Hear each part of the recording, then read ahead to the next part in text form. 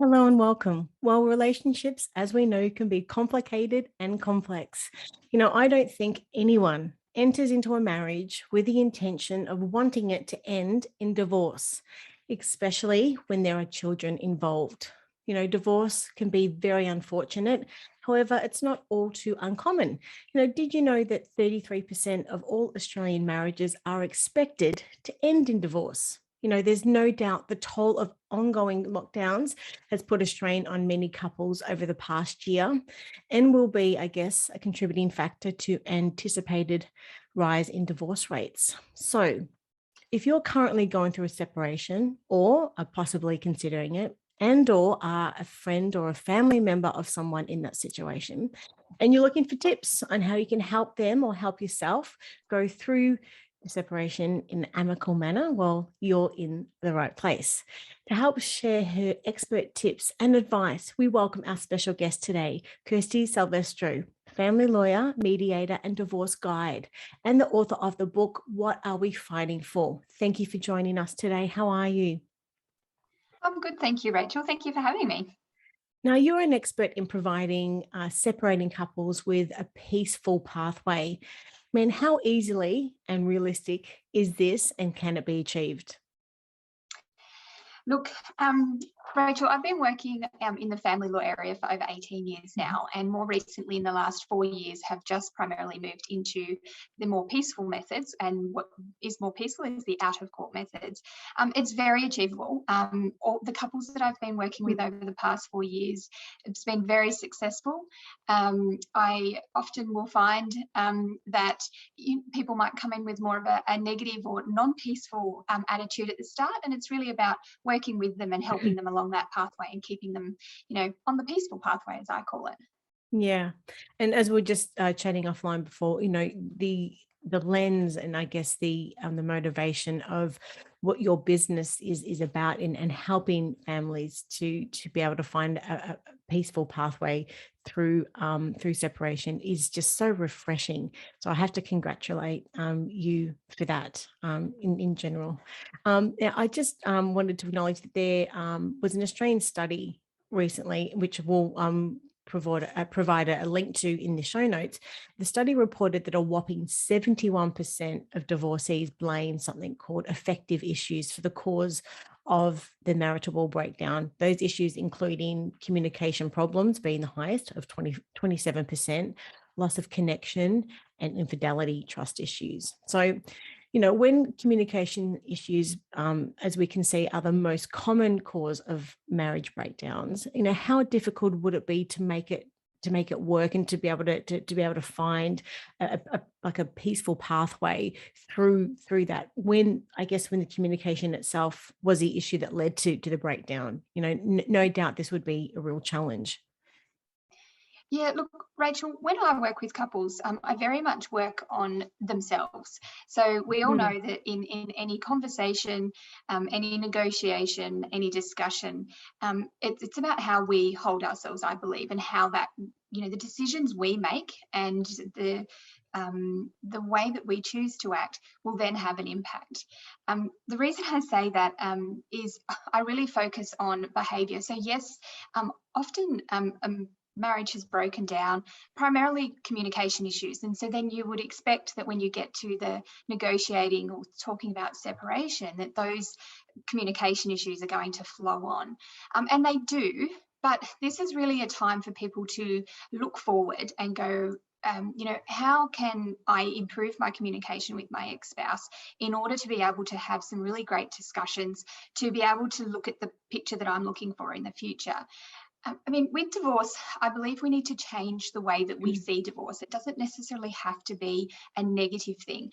Often people have separated for those reasons that you've rightly said, and they're very unhappy. There's a lot of emotion involved. But what I try and get couples to focus on is looking at the bigger picture, looking at, what they want in their life in 5 years' time. And that clearly may not be the other person in their life, but it may be that they will, especially if there's children, need a relationship where they and the ability to communicate because they've got young children, Yeah. or they actually want to remain friends with that person, they just can't live with them anymore. So it's very much about you choosing how you respond to a conversation. So I very much focus on people, choosing the right responses. So it very obviously avoiding negative responses or very reactive responses, thinking about the text messages you're sending. Are they necessary, or are they unkind? Do you need to do that? How can you reframe those conversations?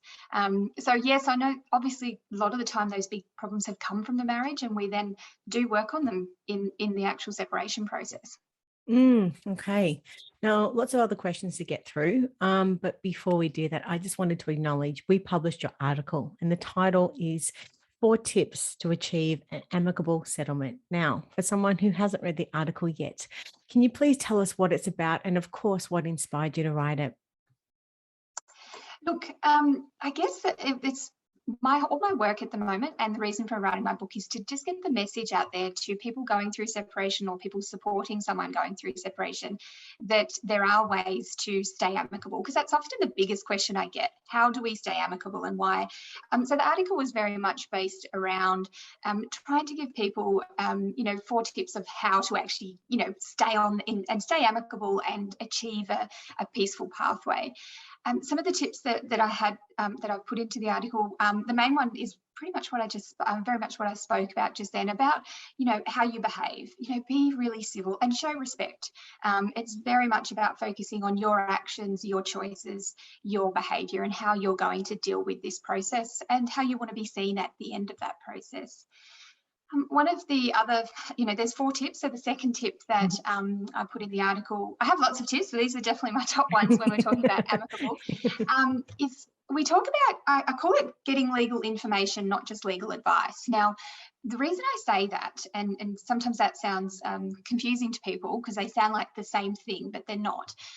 Legal advice, obviously, is if you've got a really tricky legal issue, or even you just need to understand the legal issues, you go in, you speak to a lawyer, and you get advice, and you get legal advice.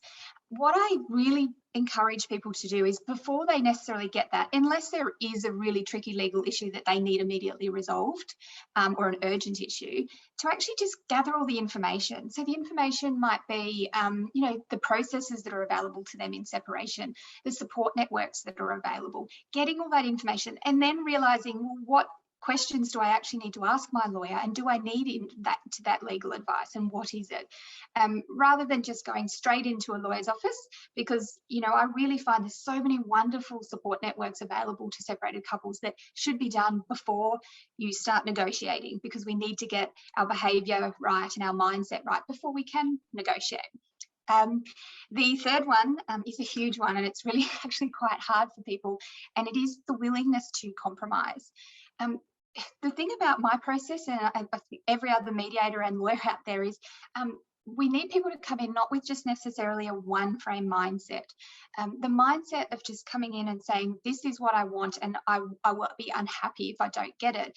You need to look outside of that. When I talk about getting that information, then you will often create so many more options. So the options for you, there's usually more than one. And the thing is, some people don't realize that. So it's about being willing to compromise, but in that compromise, you need to look and explore every option that's available to you in your own story. And then finally, the last one was looking forward, not backwards, which I talked about earlier. Very much about looking to the future. We need to not just look in the now and, I need money now, or I need to, this to happen now. It needs to be about, what picture do you want to create in 5 years' time for you and your family? So we'll have, of course, the link through to your article in the show notes for everyone to go and have a great read, because you really do expand beautifully on all of those 4 points in the article. So thank you for allowing us to publish that for you. But yes, definitely anyone watching and listening, you'll be able to obviously click on the link and have a read of the article. Moving on from that, I also just wanted to establish, and just talk about, I guess, just the stats that show that mental health and behavioral problems really are twice as likely to be reported by separated and divorced individuals. I just wanted to understand what's been your experience and your exposure with this, because mental health is obviously, it's so much more than a buzzword. It's just something that is, affecting all of us, in some way, shape or form. It's just with what we're living through at the moment through the pandemic. But what's your experience and exposure to this? Look, I mean, obviously working with separated couples for 18 years, I also, and I very openly say in my book, I was a child of separation and I've been through separation myself. The thing is, you see the impact of separation has a huge impact on people. I've seen couples, or individuals, couples, anyone who's going through the process in the court scenario have significant long-term mental health issues. Obviously, it's a very emotional time for a couple going through. And unfortunately, you know, if you're going through the process in a really negative way, that absolutely compounds upon all the emotions and all the negativity. The stress involved, I mean, even just the very start of a family law matter, somebody receiving a letter, and if anyone's out there that's listening and has been through this, they'll know what I'm talking about. Receiving a letter from a lawyer on the other side that says things in there that, even if it's said in a calm way, can be offensive, it can be hurtful, it creates stress. Then you have the next thing of, okay, how do I respond? And that creates the stress and the anxiety. You know, what are they going to do next? How's this going to work? And, you know, just sitting there waiting for that next letter or response to come, it just creates so much stress even at that bottom level. And then, as I said, when we get to that level of court, the amount of stress that it has for people, I've had couples who are, you know, really sadly have, you know, been in a witness box and broken down so much that we had to adjourn proceedings and they were admitted to hospital for stress related issues. It's, Wow. you know, it can be huge, absolutely huge. And I guess I got to a point where I just wanted to find a way that we can, as much as possible, avoid that. I mean, I realize there are still some cases that do absolutely need to be in a courtroom, and I don't deny that, but what I want to do is reduce the number of cases that are unnecessarily getting to that point. And as we were just discussing earlier too, so even if it's not you that's going through it, it's a family or a friend, anyone within your circles and your networks as well. It's so hard seeing someone that you love dearly go through something like this, and it's so hard to know what to say and how to say it as well. Is there any advice that you can give to anyone that's watching and listening that's in that situation? It's really, because you get to the point where you don't want to offend them. It's just the context and the tone, because a lot of the time you're not privy to what's actually happening throughout. And do you really want to know them? It's more the fact that you're just concerned for your loved one, but you just don't know where to start. You know? Look, I think the big thing, and I get asked that question a lot, because a lot of people that my friends and family do know people that are going through that, and even clients. The biggest thing I can say is that it really comes down to listening and being supportive, and to avoid any of those negative or inflammatory type conversations. Often I get someone, like the people that you need in your corner are ones that are going to help you think very practically and very calmly. You really don't want, even though they might love you and it's coming from a great place, to be having a conversation with someone that's saying, let's rip their head off, or they're a horrible person. So we really need to remove all the negative conversations around it and actually start trying to help them look at the positive things about moving on and what life's going to look like. So really the best thing they can do is just be supportive. They don't need everyone's horror stories, because everybody's story is different and everybody's story will come out in a different way. Everyone has different facts. So very much about just, you know, if anyone has to give that advice to someone, get them to get the support, keep them calm, keep them focused and looking to the future, not backwards. Yeah. Great advice. Great advice. It's easier said than done sometimes too, isn't it? Especially if they're making decisions and doing things that you know, that's their choice. It's free will. They can say and do what they want to do. But if you can see someone heading down one track, which is only just because of the hurt and the anguish that they're going through, all you can do is just, you know, fill them with love, light and positivity and just let them know that you're there. Would you say? Absolutely. You know, support is one of the biggest things that people need through separation. They shouldn't be doing it alone. You know, so being there, being supportive, just listening when they need someone to talk to. As I said, I don't think they need the horror stories and, you know, anything else. I think they really just need someone who will listen, understand and provide support. Yeah, and sometimes too, just to take their mind off it as well. Just talk about anything rebut that also. Yeah, well, even just encouraging them to do things that make them happy. I talk to people about, massage or yoga or walking or running, or the things that you just need to get out instead of Yeah, constantly focusing on your separation. There's take your mind lots of off little it. things that people can do. Yeah, yeah. Yeah. And so, I mean, what do you personally find are some of the biggest mistakes that couples make when they're actually going through their separation then? Yeah. Look, the biggest ones are, and I would say would be, choosing to use, I guess, negative emotions. Probably that's the wrong way to put it. I don't know if they're choosing to use them, but allowing those negative emotions to come through, such as anger and hatred, rather than, maybe pulling back and trying to be more compassionate and understanding and acknowledging. I'm not saying that there isn't hurt and there isn't a reason why someone might feel very angry, but to be honest, the biggest thing you can do is to let go of any anger and hatred and choose forgiveness and kindness, because it will have a massive impact for you, not just the other person. Yes, they get the benefit potentially of your kindness there or your understanding, but you will actually be able to look at things in a much more positive light and move on. As part of that, another big mistake people, it's the blame game. I call it the blame game, I suppose. It's absolutely true that in many situations there is a reason why a couple of their marriage has broken down. But I ask people to really avoid just constantly focusing on that negativity of why they separated. There's often, if we really look inside ourselves and think honestly, there's usually a reason why a marriage is broken down, and it's not always just one person. There's, as you say, could have been communication issues that may have then led to, people not working well together anymore, and potentially someone, does move on, there's lots of little things there that I guess I say to people that if you sit there and just blame the other person, you become negative and you come into that. So that's a big thing. Obviously, my comment I made before, another big mistake is that jumping straight into really drastic action or legal action, I think, is a big one. A big mistake could be that you might choose the wrong lawyer.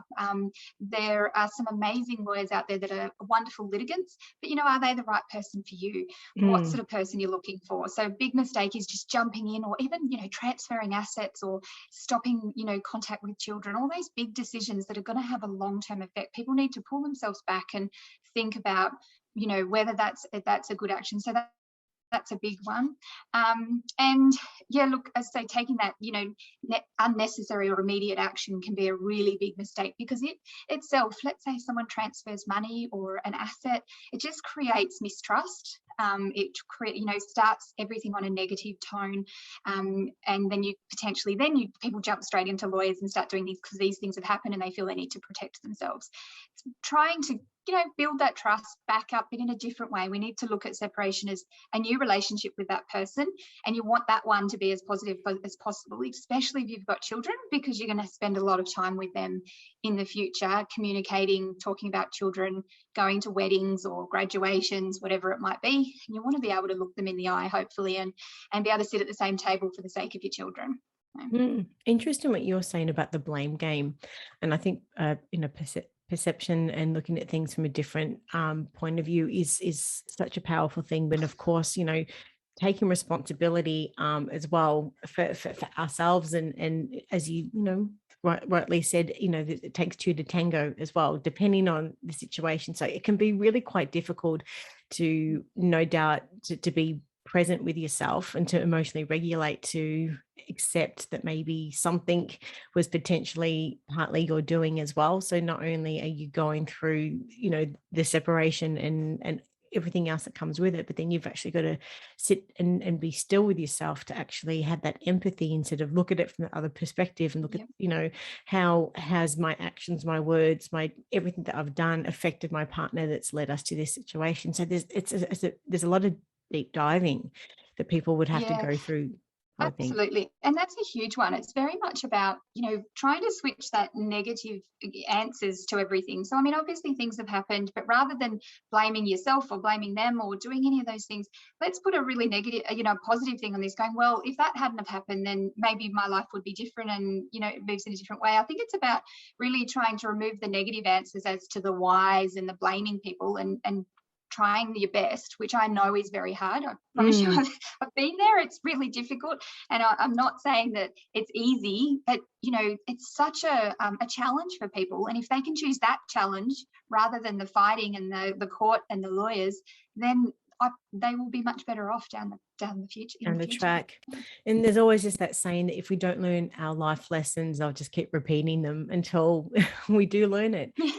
So it's one of those things, as you said earlier, that when we are wanting to move forward to, to another new relationship, whenever that may be, you don't want to make the same mistakes again, but you have to learn in the first place what it is and what the mistake is so you can fix it.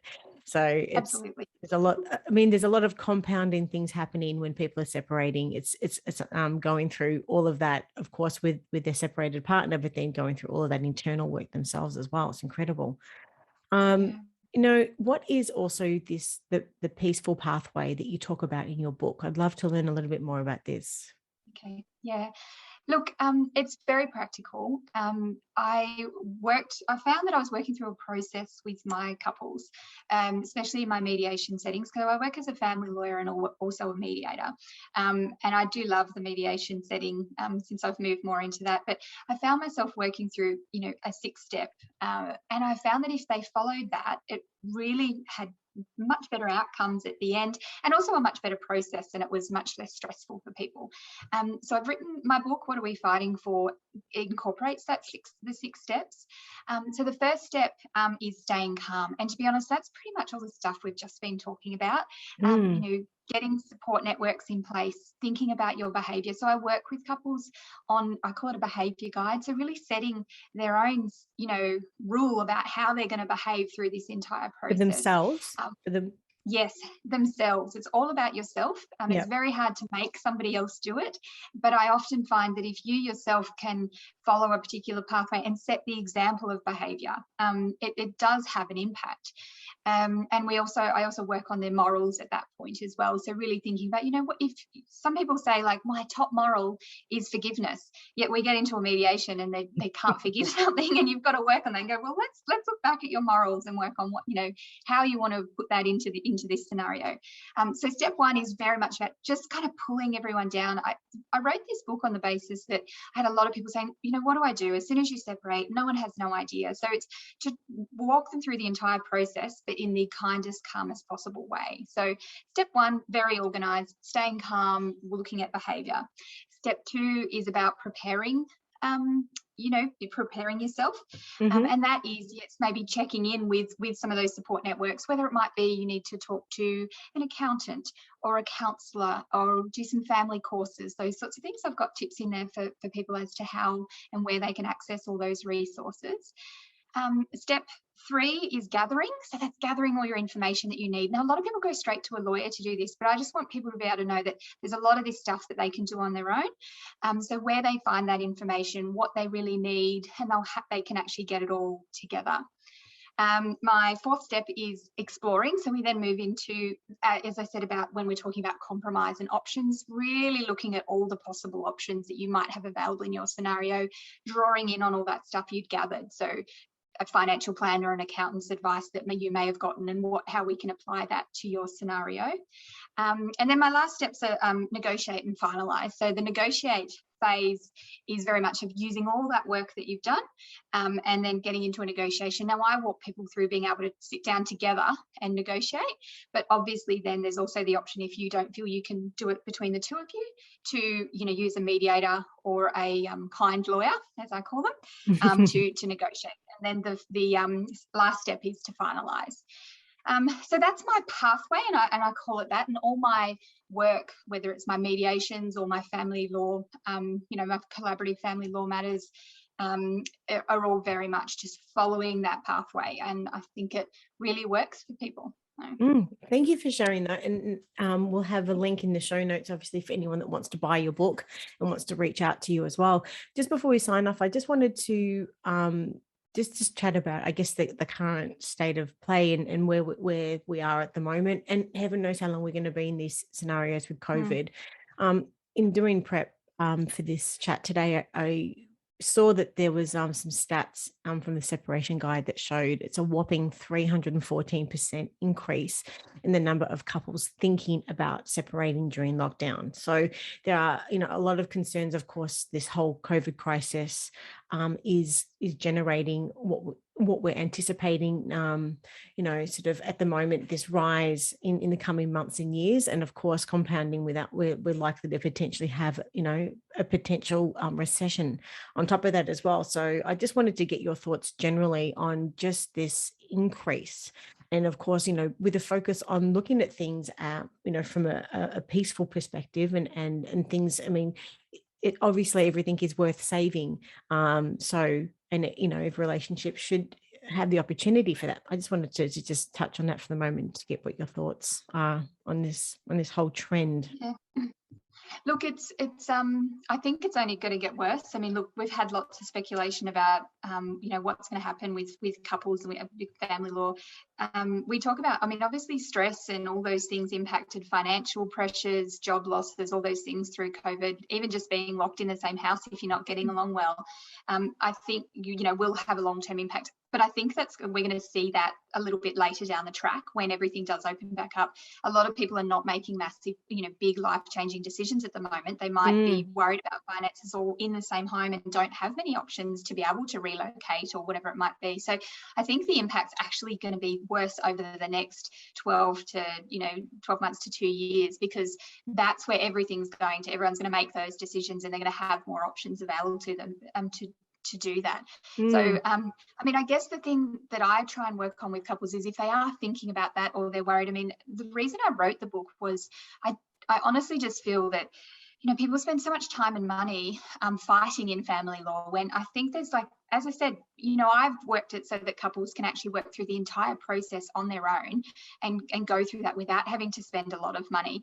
But if they get stuck, they've got the help, but trying to reduce the amount of money that they're spending on legal fees and on the fighting, and, even the tips in there to save money. If you are going down a litigation pathway, they still will help you, because the less, aggression and fighting in there, that hopefully the less, you're going to spend on legal fees. Of course. So yeah, I would hope that maybe using my methods or people following my process, even if they do it on their own, might be helpful if there is an influx, which we unfortunately do expect that will happen in the coming years.